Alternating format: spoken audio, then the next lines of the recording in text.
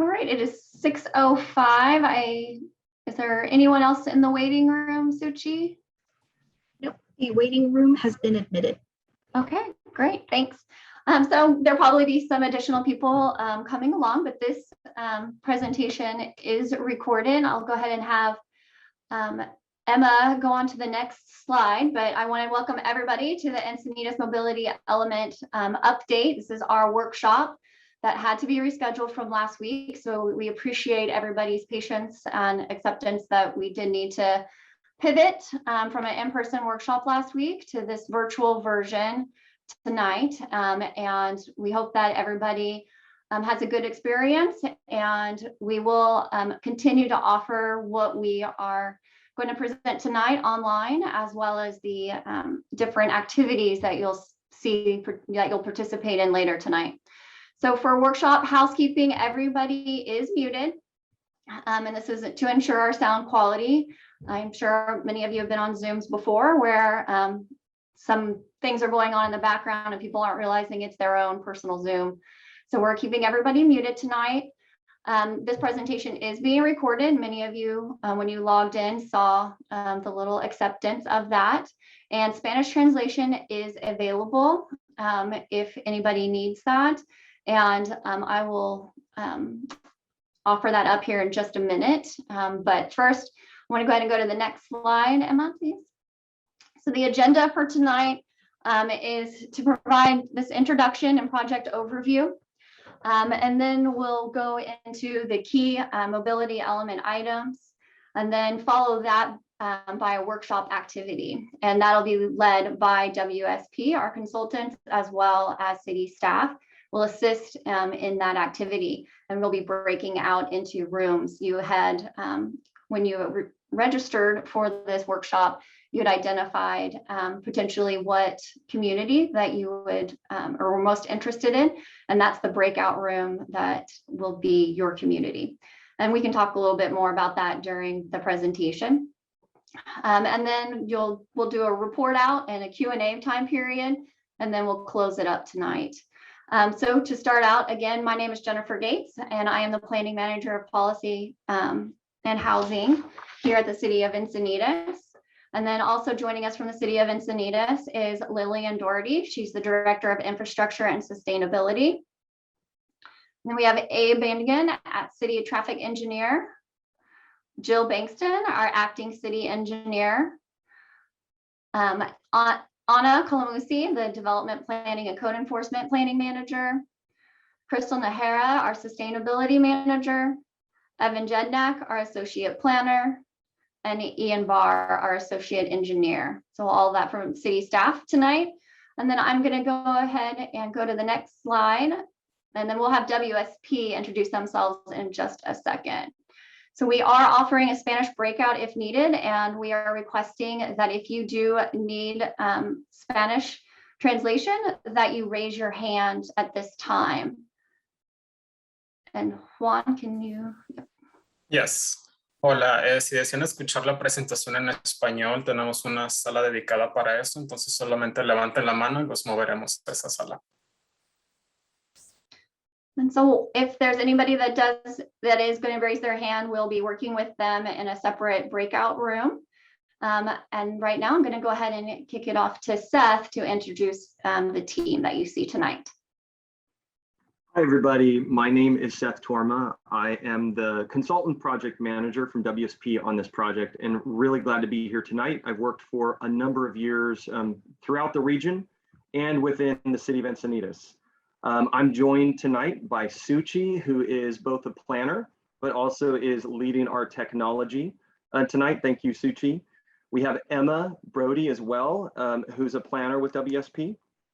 Charu, with our team as well.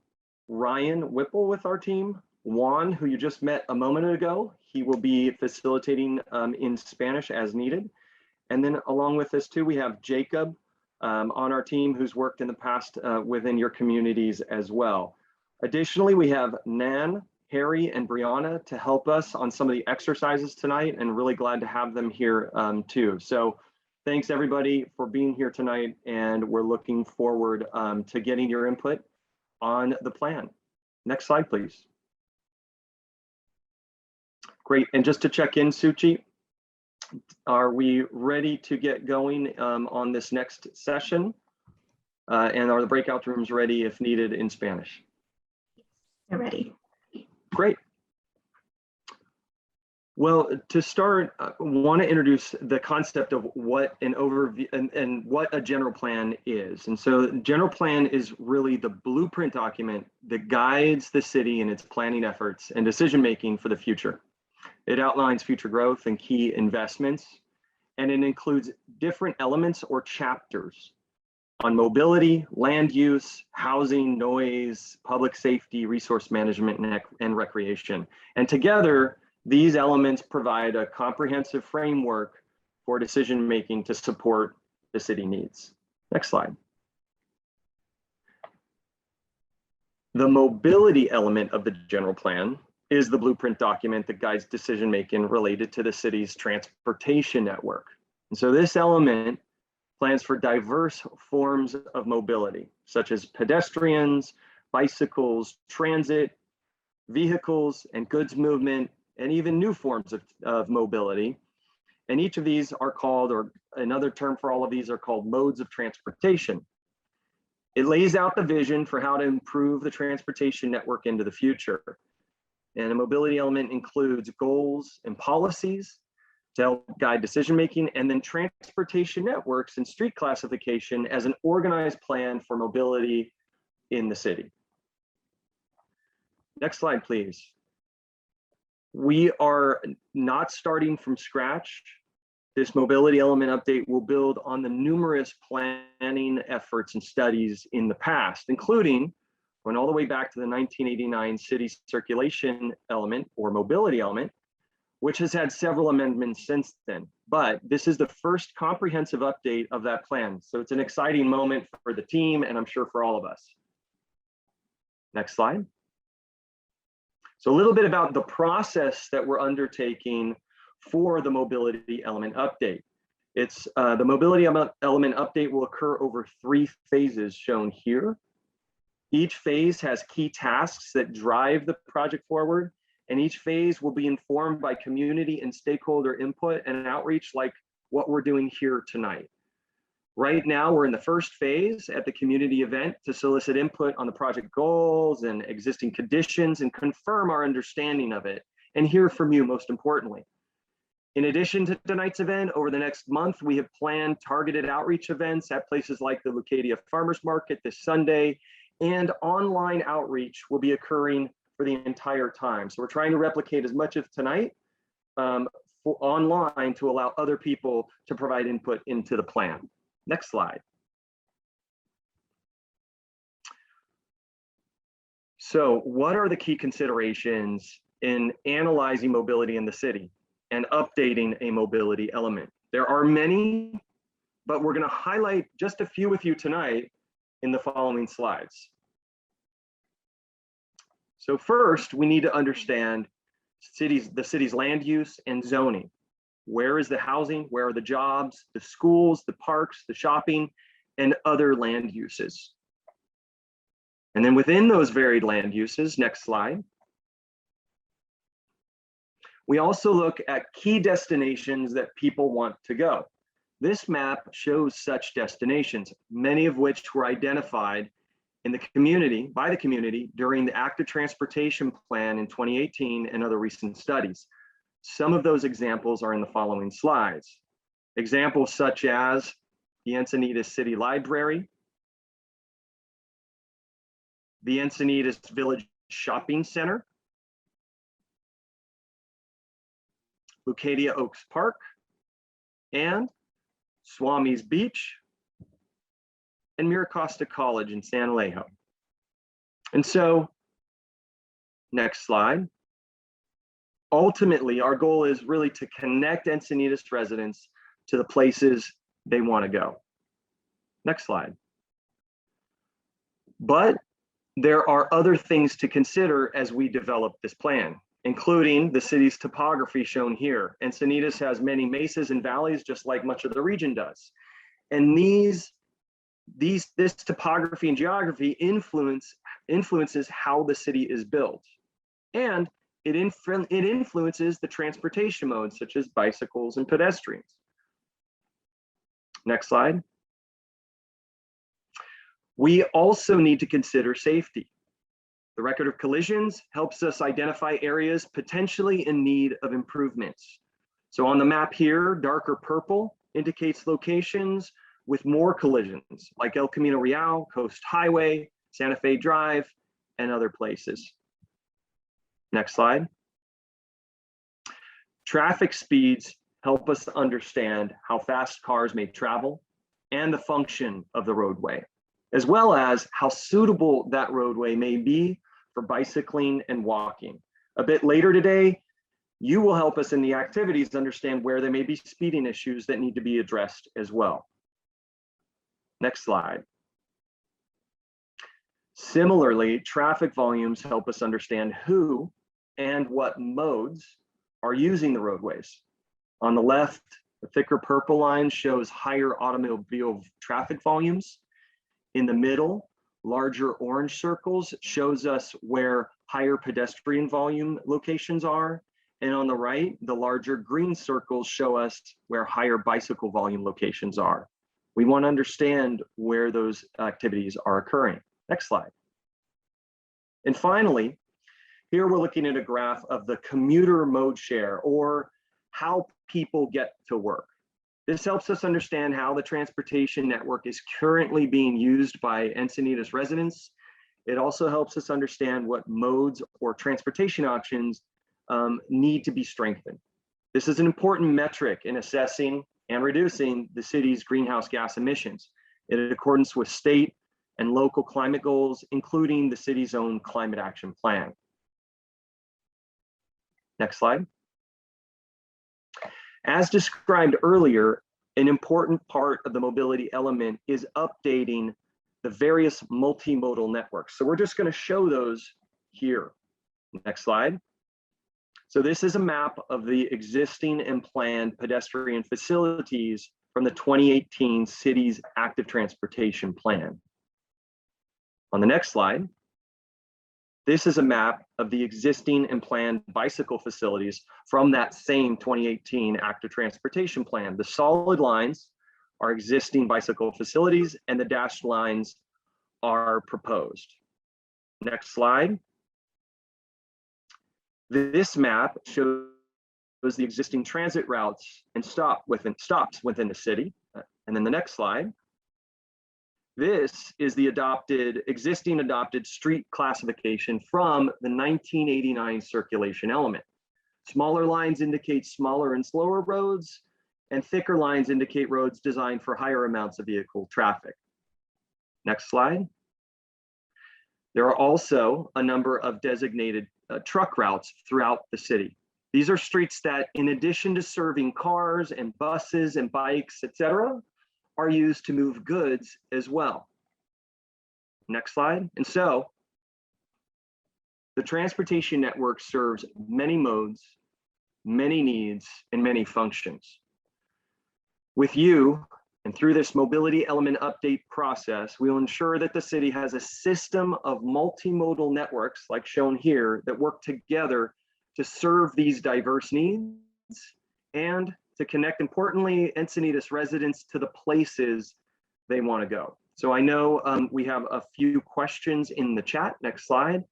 Are there any questions, Suchi, specifically related to those slides and clarification that we just went through? Yes, we've had several questions come in. One is just administrative in nature. Someone asking to confirm that the presentation will be available online later. And yes, it will. And then as far as the mobility element goes, one question has come in. Can you tell us where these studies came from? Vehicle, bikes, peds? Absolutely. There's been a number of studies that informed this, this presentation here tonight. Everything from the 2018 active transportation plan, other data and information gathered since then by the city, and a variety of other plans and sources, some of which, and actually almost all of which we've sourced within the slideshow. And that will be all available as part of the documentation of here tonight. And then we have another question related to the source of data on pedestrian and bicycle travel shown on the last slide. There were a few different slides that were shown. I'll just highlight maybe both of them. So we showed bicycle and pedestrian volumes at specific locations along with traffic volumes. That is data that the city of Encinitas collected, and we'll be adding to that data actually through this process. We also showed a graph of how people travel to work. We called it the commuter mode share. And that is a regional study done by the San Diego Association of Governments several years back to inform their regional planning needs. And so we have another data related question. Is this a report based only on Sandag employees' commutes? Absolutely not, excuse me. We want to gather as much data from the available sources as possible, and we listed just a couple of those sources here tonight. There are other sources of data that are part of the plan and informing the plan. In fact, there's a couple of surveys that we'll be taking tonight and showing the group as well that will further inform our information and our analysis. Let me also add that in addition to the analysis, part of why in outreach and nights like tonight are so important is because data tells us half the story. The other part of the story and understanding of the city comes from you all, the community, the people that live, work, and play there and have been there all their lives. And so what we're here to do tonight is to have you help us understand this data better, understand your city better, and make the best plan that we can.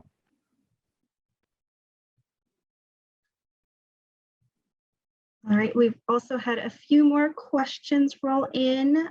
So how does the mobility element address traffic transitioning through Encinitas? And how does the mobility element address destinations outside of the city? Really good questions. Although our maps illustrated mostly Encinitas itself, that data, those trips, as you all know, people that live in Encinitas work outside of Encinitas. Conversely, people that live outside of Encinitas work there as well. And of course, the beautiful beaches and activities up there attract regional travel as well. Those are all considerations that need to inform our plan. And so another question has come in. Will you be describing the new state law EIR requirement changes and anticipated impacts to the city's mobility element? A great question tonight.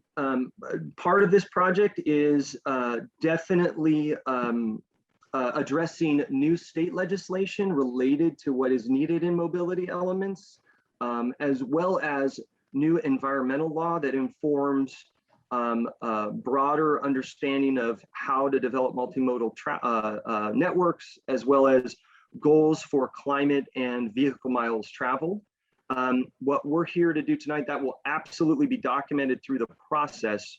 Mostly here tonight, we are focused on not the details of the law, but listening to the community to help inform our understanding of the issues and opportunities that are within Encinitas. And Emma, that looks like maybe the last one, and perhaps as more questions come in, we will be responding to those questions. We will be downloading those questions and responding to those afterwards as well. So keep them coming, this is great. Why don't we, without further ado, unless there's any other pertinent questions right now, why don't we go on to the next phase, which is our first activity of the evening. It's going to help us understand where we're headed and inform the plan. I just want to make one clarification and just also specify where this will be found. So we will put the video tonight, as well as the questions that we don't get to, because we'll get more questions throughout the night. and we'll try to get to more at the end, but everything will be on the project webpage. And we will put that in the chat as well of where you can find the information after tonight's workshop. Hopefully by the end of the week, we can get the video loaded and then get all the responses to the additional questions. And I did want to clarify just one other thing is the mobility element is just a slight variation of the name circulation element. It is the same document. It's just a little different in the name. The final document cover will say mobility and then also say circulation element. So that is the intent of this document as well.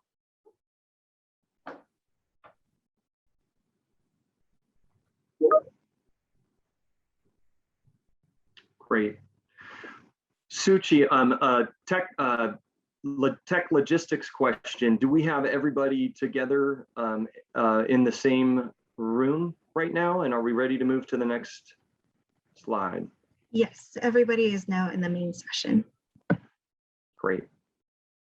Okay, well, I'm going to hand it over now to Emma, who's going to lead our first set of activities to help us understand priorities and issues within the community. Emma. Thanks, Seth. Hi, everybody. So now we're going to transition to some activities where we'll get to hear your input on key components of the mobility element. So we'll begin with a survey to really understand what your goals and needs are. And so this survey is hosted online, and as Seth said earlier, will be open for 4 weeks. We want a lot of input to make a high quality plan. So please tell your friends and family about it. And this link will be posted on the project website as well. For tonight, you can access the survey by using a smartphone to scan the QR code on the bottom right-hand corner of the screen here, or by clicking the link that Suchi will paste in the chat box. Please note that tonight we'll be doing activity 3 together in breakout rooms. So please only complete activities 1 and 2 tonight. And in this first question, we'd like you to rank the goals that should be considered when updating the mobility network. So as you're doing this, think about your highest priority goal for mobility in Encinitas, and then maybe what are some of the secondary goals. For example, maybe it's safety. Maybe it's street design that promotes safety for all mobility modes, particularly those which are more vulnerable to severe injuries, like pedestrians or cyclists. And that's just an example. And so to rank the goals, you can click and drag each one to the location that you'd like if you have the survey up already. If you're using a smartphone, a tip is to press on the 3 lines on the top right-hand side of each goal as you drag. And so this next question here asks about what your top needs are for improving personal transportation choices. So as you answer this question, think about your daily transportation needs and different trip purposes. So for example, commuting, recreational trips, errands, what options or improvements would make your daily travel better? Are there needs that are not being met at all? So for example, maybe short trips or midday travel. And we'll pause here while you complete the survey, and then we'll review the results together. And as another reminder, please do not complete activity 3, since we'll be completing that together in breakout rooms. So pause here while you all have a chance to take the survey.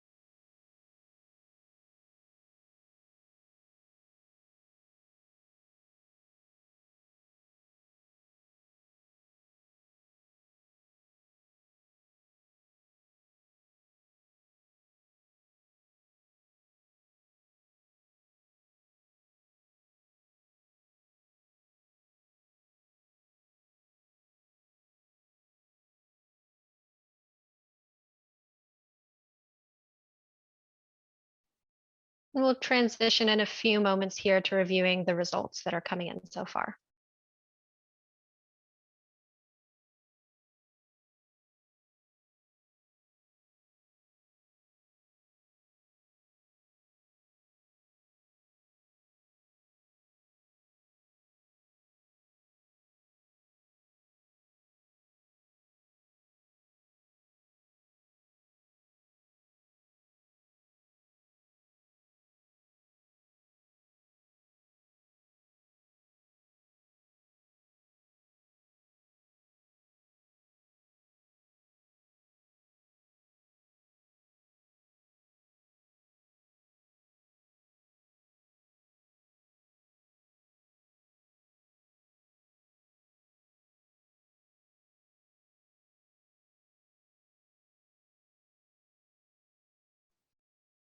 All right, so we've got a bunch of results in here so far. And so looking at these results, it looks like safety and mobility options and a more flexible and adaptable transportation network are pretty important to folks tonight. And we're just going to reiterate that this survey will be available on the city website as well. So if you didn't have a chance to take it tonight, and if you'd like to send it to friends and family, you will be able to do that. And we encourage you to do that as well, so we can get as much input as possible. So it does look like we have kind of a broad range of priorities here, with safety and mobility options kind of rising to the top. And looking at the next question, again, we have a varied distribution of responses. And it looks like increasing pedestrian and bike facilities is pretty important to folks on this call, as well as reducing traffic congestion. And so this is really great input that we've received tonight, and this will continue to help us inform the mobility element update. And these are just preliminary results. This is just what we've received tonight during the workshop. And as we receive more results, this will just become even stronger information that we have. So we're going to transition back to the PowerPoint at this time.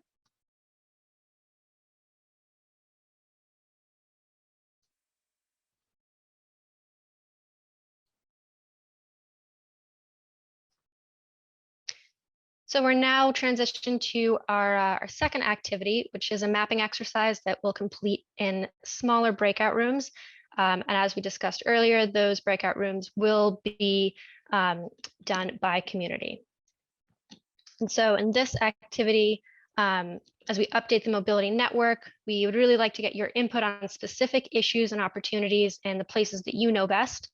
So we're going to these breakout rooms organized by community, as we've discussed, and we'll focus first on the community that you live in, but then we'll also focus on the rest of the city, as we understand that you don't just walk around in the one community that you live in. And so to do this, we'll be using an online mapping tool to place both points and lines in specific areas and identify what type of issue or opportunity you've noticed there. And so facilitators will help lead a discussion to gather input from everyone who would like to contribute. And we'll add any comments that you have to provide more context as well. And so mapping together in this way will allow us to make sure that we fully understand what you have to say about the issue or opportunity, since you know your community best. And if you'd like to add additional points or lines to the map later, we will include a link to this tool in an email to everybody after the workshop. And again, this link will also be posted on the project website. So before we go into some breakout rooms, just want to go over a couple logistical elements. And so please use the raise hand feature in Zoom if you'd like to speak in the breakout room, and this will just help ensure that everything runs a little smoother. And so you can access this feature by clicking on reactions at the bottom of your screen. And when you're finished speaking, please lower your hand by going in that same place and then again clicking reactions and selecting the lower hand. And to ensure that everybody has an opportunity to speak and provide their input, please try to keep comments to no longer than 1 to 2 minutes each. We really would like to hear from everybody who would like to contribute. Please ensure that all comments are using respectful language. And so at this time, you have all been pre-assigned to a breakout room based on your registration. But if you would prefer to be in a different room, please let us know in the chat box and we can switch you around. So at this time, we are going to go ahead and go into the breakout rooms. I'm going to transfer over to Suchi. All right, so we will be moving folks into the breakout sessions based on your registration information. There is a chance based on different Zoom versions that the transfer won't happen automatically. So in that case, we ask that you indicate your preference in the chat box. So with that, I will go ahead and open all the breakout rooms. Please move into a breakout room if you see that option before you. All right, welcome back, everybody. We hope you had an engaging session in your breakout room. We are going to go ahead and ask our facilitators to recap a little bit of what they've heard. All right. So I'm going to go ahead and ask Seth to kick us off with a little bit of an overview of what we heard in the Olivenhain room. Great. Hi, everybody. Can you hear me? Yes. Perfect. So our group included several Olivenhain residents, and I'm going to try to highlight just some of the key concerns and issues that they had. I'll start by saying that we heard that cut-through traffic on Rancho Santa Fe Road was creating congestion to the point where it was really impacting the quality of life of Olivenhain, and that there's a lot of concern related to that. Not just concern about the quality of life, but the concern about the congestion, the concern due to the limited amount of evacuation routes that are available. That Rancho Santa Fe Road really is that that critical roadway that links both north and south and provides access out of that area. There was also concern about or a comment about the need to focus on then auto travel and somehow alleviating the amount of congestion out there. There was a note of, there was certainly a note that it's more rural in character. And what we heard in our group is that the group wants it to remain rural in character. And so things, and we heard different views about this, perhaps that widening to big roadways is maybe might help alleviate some of that congestion, but at the same time, it would take away from the rural character that is so attractive in Olivenhain. And so that needs to be considered. There are several plans out there and several stop signs, I think existing stop signs that may not be as necessary or warranted, the community feels, and maybe adding to that congestion, but they recognize that those stop signs were put in part to slow traffic down to prevent more cut-through traffic from places like San Marcos to the north of Rancho Santa Fe coming through this area. Additionally, there were concerns about potential planned bicycle facilities out there and how would those bicycle facilities really fit on those narrow roadways. So have to be considerate of the limited available space out there. And then another comment about perhaps the use and planned use and classification of El Camino Real. That El Camino Real in recent years has maybe been traffic calmed or slowed down to prevent some of that cut through traffic, but that's creating or exacerbating perhaps the problem on Rancho Santa Fe Road. And so knowing that traffic is like water, if that maybe perhaps we need to balance that out and allow El Camino Real to be more of a thoroughfare to perhaps alleviate some of those major congestion points on Rancho Santa Fe Road. There were other detailed comments, but I think that captured maybe a broad range of the good input that we heard there. So thank you. I want to note that there were a couple of attendees that when asked to unmute, they couldn't. I just want to restate that certainly this isn't our only chance to comment here tonight. There will be further comment possibilities after the meeting and through email and through the website. Thank you. Right, thank you, Seth.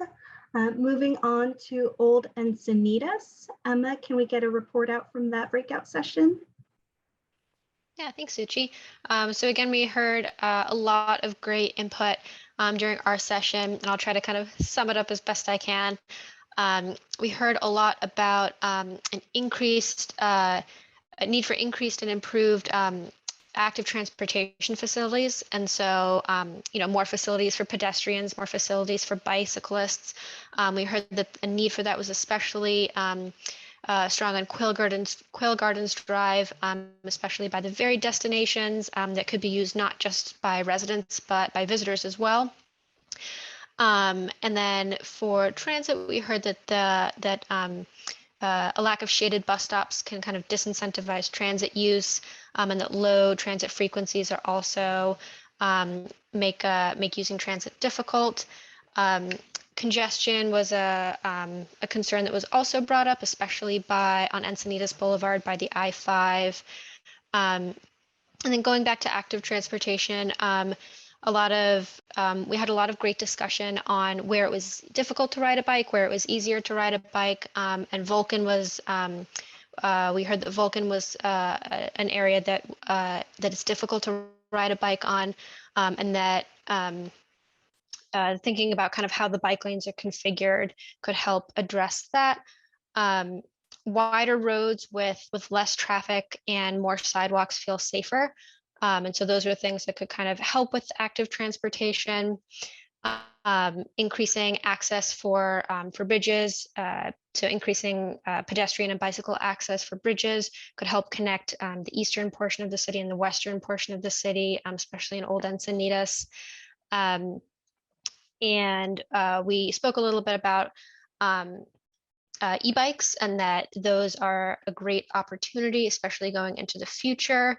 And just in general, making more room on streets for bikes and sidewalks for pedestrians and cyclists to use, and recognizing that individual cars are not the only users of the roadway network. Right, thank you, Emma, for that report out on Old Encinitas. We're going to move over to New Encinitas. And so Jennifer and Jacob, if either of you can provide a report out from that breakout session. Great, thank you, Suchi. I will kick it off and Jennifer will jump in where needed. So special shout out and thank you to our group. We had a very engaged group. So thank you for your patience and your opportunity to provide feedback. The commentaries that we received varied, and it included a little bit of everything that would go into a mobility element. So we heard things such as transit stop improvements. So making sure that the stops within New Encinitas are being looked at, and that amenities and features that would make it comfortable are there. So transit was a focus. Next up, pedestrian infrastructure was a big part of our conversation. We talked a lot about sidewalk infrastructure, such as that on Santa Fe. We talked about busy driveways along El Camino Real, and how that just the congestion and the amount of volume that's there, can pose certain scenarios, right, for a pedestrian throughout those areas. We talked about just citywide, that we should try to focus when possible on the big picture to try to address all demographics, whether it's students, seniors, schools, parks. Look at this plan and let this be an opportunity for it to be a holistic and comprehensive approach to this mobility element update. The arterials were very important. So we talked a lot about, clearly on El Camino, Santa Fe, Olivenhain. And there was several comments about class 1 multi-use paths wherever possible, separating the user away from the road where possible. So those are some of the big conversations. And Jennifer, feel free to jump in case I missed anything. I think you covered it all. Great, thank you so much. And thanks to our group, we appreciated your time. Right, we are going to go ahead and move to Cardiff. So Charu, if you are able to go ahead and give a report out from that breakout session. Yeah, of course. Thanks, Suchi. We had a great group of folks in the Cardiff community group. Some concerns that came up. One was San Alejo Avenue that came up quite a bit.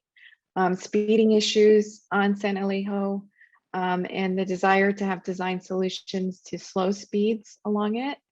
Some key intersections were identified for improvements, including Chesterfield and San Alejo. We also talked a bit about senior mobility needs. There are a lot of folks in the community that don't have cars, may not feel comfortable on bikes or other alternative modes. So one of our participants suggested a shuttle or other sort of mode to key destinations for seniors, like to the pharmacy, to shopping districts, just other options for seniors to live and have a higher quality of life. We also talked about network connectivity. Birmingham was a street that came up quite a bit. One participant noted that we need sidewalks on both sides of the street, and that biking is also a challenge. So there's a real sort of network connectivity issue there. We also talked about access to the coast, to the rail trail, and parking at the coast. And then again, similar to Jacob's group, there was discussion about sort of conflict between modes. So just making sure that modes are separated, cars and bikes all have safe facilities. The coastal rail trail is heavily used by folks of all ages and abilities. So just making sure they have safe access and facilities to use. And then again, the issue of e-bikes came up, but more around safety with the e-bikes, sharing traffic with other modes, and sort of making sure that everyone has a safe transportation choice. That's it. Great, thank you for that. And so we have one more community, Leucadia. Evan, if we could go ahead and have a report out from that breakout session. Yeah, definitely. Last but not least, Leucadia. Yeah, so, a lot of our discussion focused on Vulcan, how it's lacking in pedestrian access. Specifically, the sidewalks aren't contiguous. And there were a couple ways identified, couple of potential options to put a DG path or something like that to help fill the gaps between the sidewalk portions. Historically, the neighborhoods in Leucadia haven't wanted sidewalks in the neighborhoods, but along Vulcan, it's absolutely necessary. Need more safe rail crossings along Vulcan as well, crossing the rail onto the 101 where most of the commercial activity is, and more considerations for moving to and from, schools and parks in the area. We need to prioritize non-vehicular modes over vehicles. Could sacrifice parking in some areas in order to better suit bikes and pedestrians. It was identified that some bike lanes don't continue over the railroad tracks.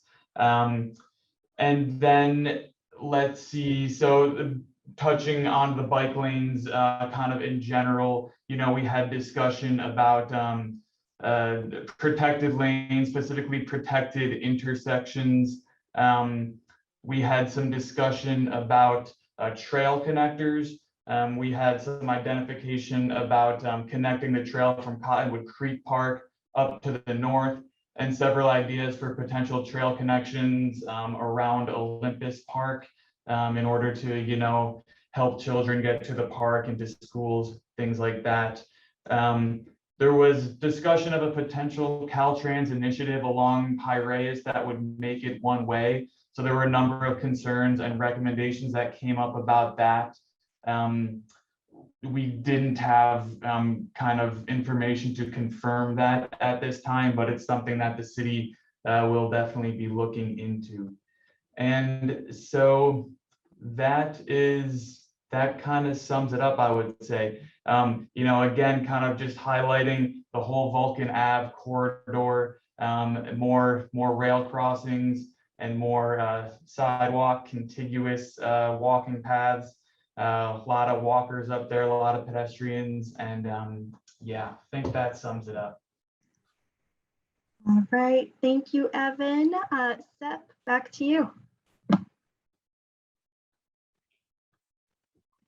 Great, thank you, Suchi. I'm just reflecting a little bit on what we heard tonight. I think what we heard really from a lot of diverse people, a lot of diverse opinions, really a lot of diverse communities that make up the city of Encinitas. What I want to do is open it up through the chat to more questions or comments about what we just heard. And maybe to start off, Suchi, do you want to go back up through some of these comments and walk us through some of what has been going on in the chat since we've been having this discussion here? Sure. So there are several reactions to some of the report outs from the facilitators, but we do have a few questions. So I'll ask those of you now, and maybe we can move into some of the comments after getting the questions resolved. So one question, is there a way of separating paths rather than just squeezing bike lanes alongside cars? And this comment also references, Davis, California, and then Corvallis, Oregon, where there are bike paths that are not just a lane on the side of speeding SUVs and other traffic. So Seth, if you can maybe speak to some of those techniques for separating bike lanes and cars. Sure, and I'm sorry, Suchi, just the beginning of that question, it broke up just a little bit. Could you repeat just the very beginning of that question or comment? Sure, I'll go ahead and read the comment as it was submitted in the chat. So we spent a good amount of time in Corvallis, Oregon, where there are bike paths that are not just a lane on the side of speeding SUVs. Davis, California has the same. Is there a way of separating paths rather than just squeezing bike lanes alongside cars? Okay, yeah, great comment and question. And the answer to that question is absolutely yes. There are a number of bicycle facility types, and I think generally the intent is to provide within the constraints, the cost constraints, the design constraints, and environmental constraints, the best facility type on any roadway or off street that is possible. In quite a few areas, we're seeing new bicycle facility types. One of those facility types, we could call it a protected bike lane, which uses more than just paint to separate the bicyclists from the vehicles. And those protected bike lanes come in a number of shapes and sizes, but they all share one thing in common. They are all parallel to the road. And they all try to use physical barriers. Could be a curb, could be a parked cars, etc., to further provide separation between bicycles and vehicles, really to make the bicycle environment feel safer and better. And so those facilities exist all around now. I had a chance of riding the first ones in the mid 2000s in Montreal, and it kind of changed my own life about what could you do. And I think you mentioned a number of places that where those are installed now, and they're certainly showing, and there's a myriad of examples around this region. Best of all, there are design guidelines that the State Department of Transportation, Caltrans, has adopted that provide guidance in terms of the design of those facilities. Additionally, there are off-street facilities like bicycle trails, and I think great examples perhaps of that are some of the bicycle trails along the coastal rail trail that you have within your own community as well. Great, thank you, Seth. And so we did have also a few kind of development and zoning related questions come in. I'm going to start with one of them. If we could slow down the massive development about to happen, then we could create rational mobility solutions. What would be your solutions if we didn't have to worry about the 15 huge projects coming our way?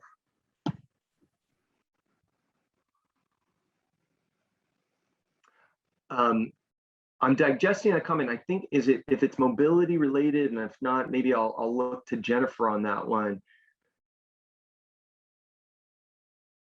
Then what would be your solutions if we didn't have to worry about the 15 huge projects coming our way? Maybe to start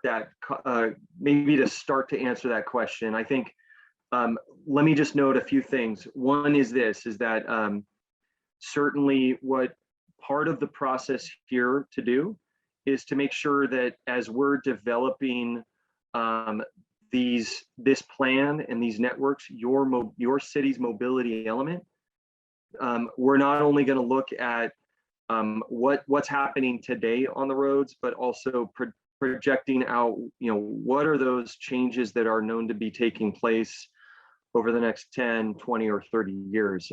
We want to understand that, and we want to, the goal at least is to provide transportation and options and mobility elements that works best for the city. And by the city, we mean the residents, the people here on the, on the call tonight, and those that can make it tonight. So that is the goal of this. We're not gonna ignore the fact that there may be planned development projects out there. We will be looking at, what is the impact of future growth? And by the way, not just within the city, because as I heard in my own group too, it's future growth and connectivity around the region. And this is the San Diego region is growing and will continue to grow. And so we are going to consider that as we move forward. I want to reiterate too, our next phase is we're going to be developing goals and policies, but from what we heard here today, but also we're going to be updating multimodal networks that you saw here tonight. That's part of it. And so we're going to bring those back to you in the next time that we get together to get your input about, did we hear you? And do you see solutions on the table that you think might make sense? And you're going to be able to inform that again. So that's the goals of this. I think you summed it up very nicely, Seth. So the mobility element is not going to be in a vacuum. It is looking at the future, and as Seth presented earlier in the presentation, we are looking at land use, and that does include that general plan land use. So as we noted earlier, also the circulation element hasn't had a comprehensive update since 1989, and we know that things have changed out there in modes of travel. And I know there was a question earlier about what's a type of a bike facility, and so we'll provide more information on our website about bike facilities, pedestrian facilities. There's good descriptions within our ATP plan, which is linked on the city's project webpage as well, to kind of help explain those different types of bike lanes that are out there and different types of sidewalks, and this path discussion that was had just a little while ago as well, just show what that looks like. And I think somebody also added a different question about what is protected bike lane look like and a protected intersection look like. So those types of images are on the ATP plan, and we'll make sure that we try to make it as clear as possible to when we talk about these things, to show some imagery as we go along through this process as well.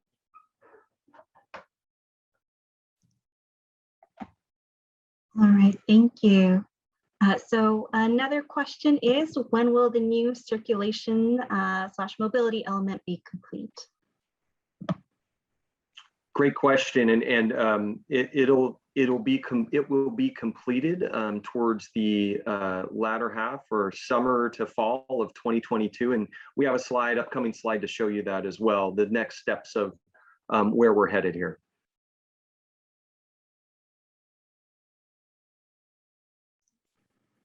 Thanks, Seth. I'm looking through the chat. There are quite a few comments. I'm just scanning for questions. So there is another question. How did Solana Beach fund their below grade movement of the tracks? Money from LoSan, since Solana Beach is an Amtrak stop, perhaps?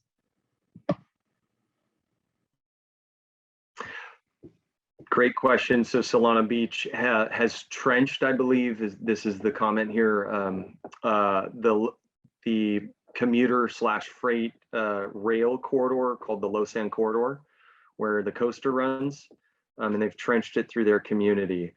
And I think there's a question about the funding for that. And I think, I remember, I'm forgetting at the moment. I had heard the story at one point, And we'll follow up on understanding where that funding came from and bring it back to the group as a response.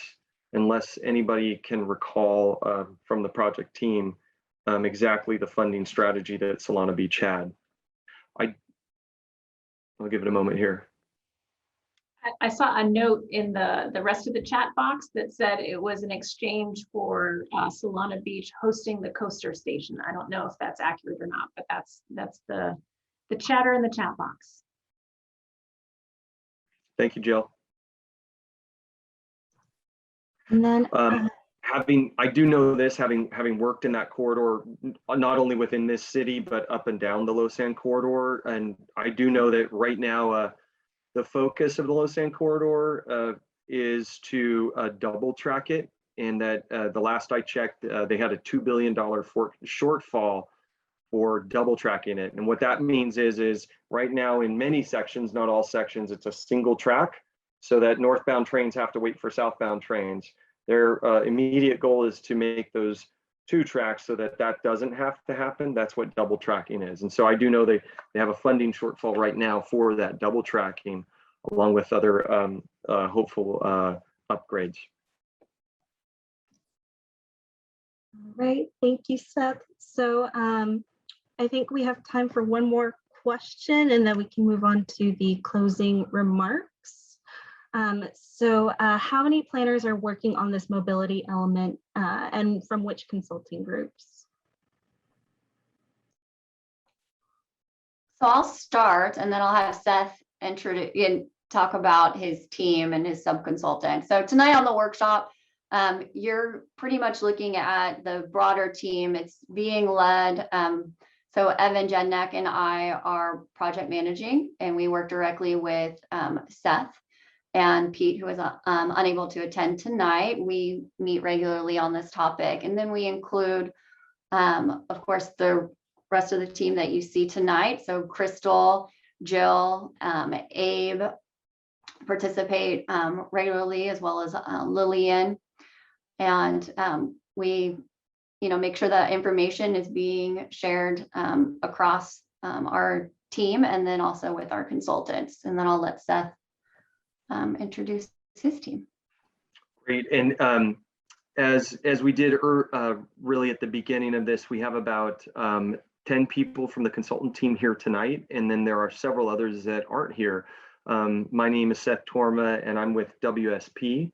We're a global architecture and engineering firm, and headquartered here in the United States in New York, but we have offices in San Diego. And that's where I'm based. I worked before with the city of Encinitas on many projects.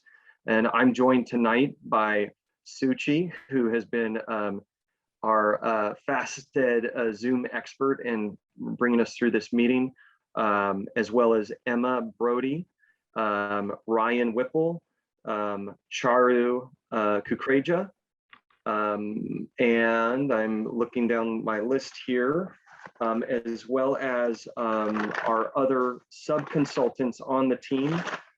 Include 2 sub-consultants, KTUNA, who's very familiar and had done the active transportation plan in Encinitas. Jacob from KTUNA is here tonight.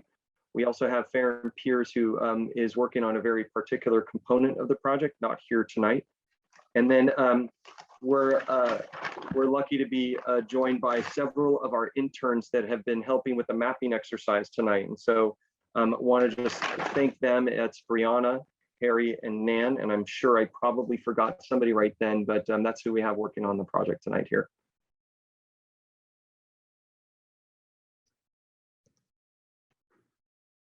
All right, thank you. And so in the interest of time, we'll go ahead and move to the closing remarks.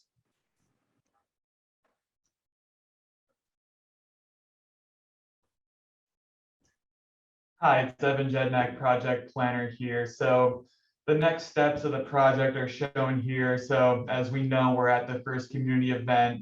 We're going to gather all the input we received tonight on mobility issues and opportunities, and use that feedback to analyze existing conditions and to develop draft goals, policies, and priorities for future improvements.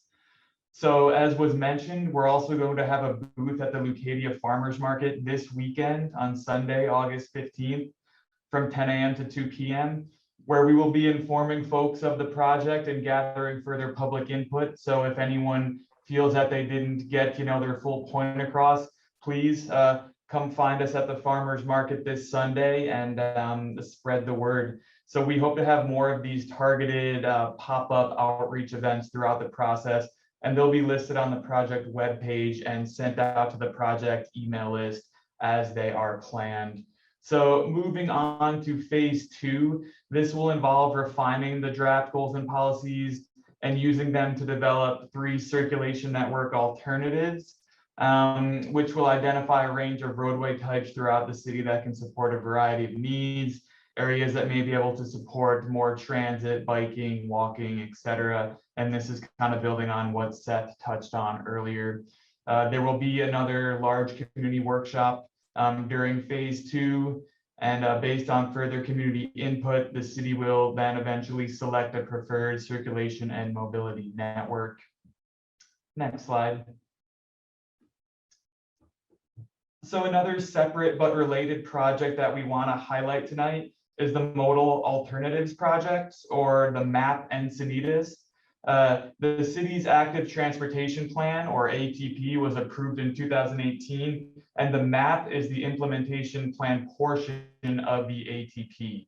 So the MAP is funded by a Caltrans grant, and it will define which bike and pedestrian projects are a priority, which should be installed first, and how the projects would be paid for. So this project will develop 35 concept plans total, with 5 concept plans for each community and 10 citywide projects. It'll provide detailed site plans and fact sheets for each project, making the prioritized projects ready for capital grant funding. So the MAP, again, it's a separate project. It'll have its own public engagement process with outreach events like tonight's. And so the MAP project kicks off with a citywide community mobility survey to begin the prioritization process. And this survey is available to take right now by visiting the project webpage. It's encinitasca.gov/mapencinitas there, which will bring you to the link in the QR code shown here. So again, the survey is active now. You can go on and take it tonight. And it's important to note the survey it'll inform the mobility element goals and policies as well as the MAP. So we're coordinating the projects in that manner. So building off tonight's feedback, this survey will further inform those goals, and we encourage you to take it when you get a chance. And next slide, please.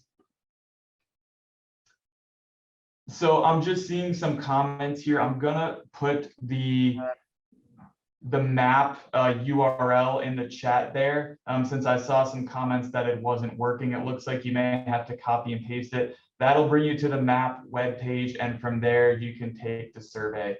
So in closing, so the city and the project team would like to extend a big thank you to everyone for participating tonight and for providing such valuable insight about your communities.